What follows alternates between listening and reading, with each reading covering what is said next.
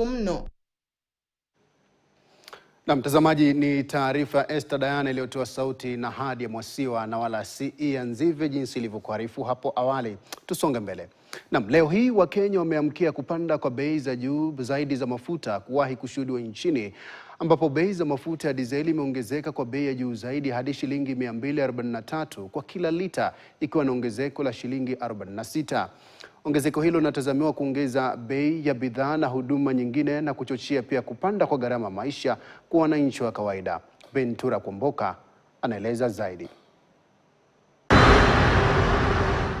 Ongezeko la mafuta nchini limefichua mapengo katika serikali ambayo inaonekana kupoteza mshiko wake katika mkataba wa mafuta wa G2G ambao ulipendekezwa kupunguza shinikizo la fedha za kigeni, kuleta uthabiti katika mfumo wa usambazaji wa mafuta na kuzuia kubadilika kwa bei ili kuzuia uhaba wa mafuta katika vituo na kuepuka ununuzi wa hofu kama ilivyo wakati wa uhaba wa mafuta kati ya mwaka 2022 na 2023. Huku vita vya kati ya Iran, Marekani na Israeli vikivuruga usambazaji wa mafuta duniani kote ikiwemo Kenya, usambazaji wa mafuta ulipungua kutokana na kufungwa kwa mlango bahari wa Hormuz, mlango ambao unapitisha 20% ya mafuta duniani na kusababisha bei za juu kwenye vituo vya mafuta.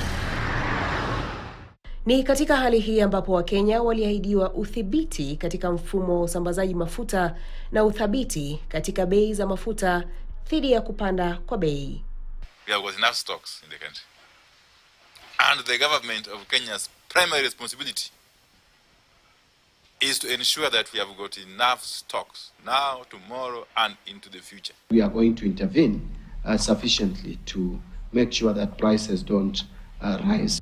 Lakini mwezi Machi, shehena ya mafuta yenye thamana ya shilingi bilioni 4.8 iliagizwa nchini nje ya makubaliano ya G2G, shehena ambayo ilikataliwa, huku waziri wa Kawe akikanusha madai ya ufahamu wa shehena hiyo, utata uliosababisha kujiuzulu kwa katibu wa Kawe Muhammad Liban, mkurugenzi wa mamlaka ya IPRA na mkurugenzi mkuu wa kampuni ya Kenya Pipeline Joe Sang.